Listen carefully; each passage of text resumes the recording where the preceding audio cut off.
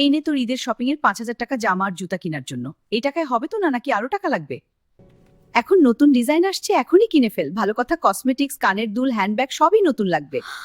এই নিয়ে আরো 2,000 টাকা। আর শপিং এ যেহেতু ফুচকা খাবে তার জন্য আরো নে 500 টাকা। ও এত টাকা, শপিং করতে যাবি? হ্যাঁ, এবার মজা করব। লা লা লা, কি আনন্দ। জ্যোতি, ওঠো না কেন? কি রে, আমার টাকা টাকা কই গেল? আমার শপিং এর এত টাকা কই গেল? ওয়াইফাই বিল নিতে আসছে, বাসায় টাকা নেই, তোর টিফিনের জমানো টাকাটা দে।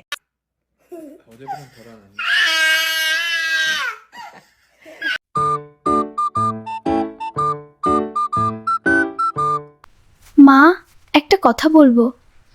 কি বলবি, তাড়াতাড়ি বল। মানে মা, 20 রোজা হয়ে গেল তো ঈদ শপিং এর টাকা দিবে না? মাথায় শুধু শপিং আর শপিং, এখনো নতুন ডিজাইন আসে নাই বাজারে, আসুক তারপর।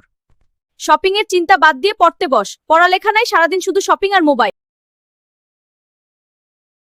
ফুলের মালা গাথি রে, সকালের ভরে গান গাই রে, গানের সুরে ভাসি রে, সুখের ছোঁয়ায় মজি রে।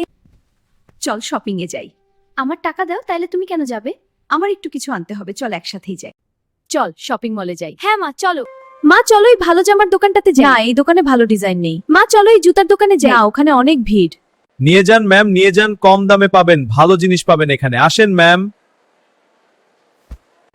চলো ওই লোকটার দোকানে যাই, মনে হয় ওখানে ভালো জামা আছে। দেখো জামাটা সুন্দর। জামাটা কত?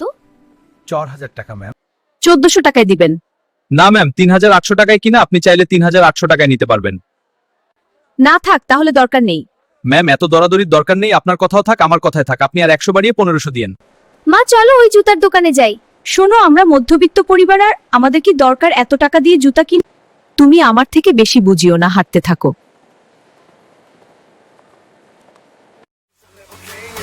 So lame, 'cause she talking my style, DJ, make it hot like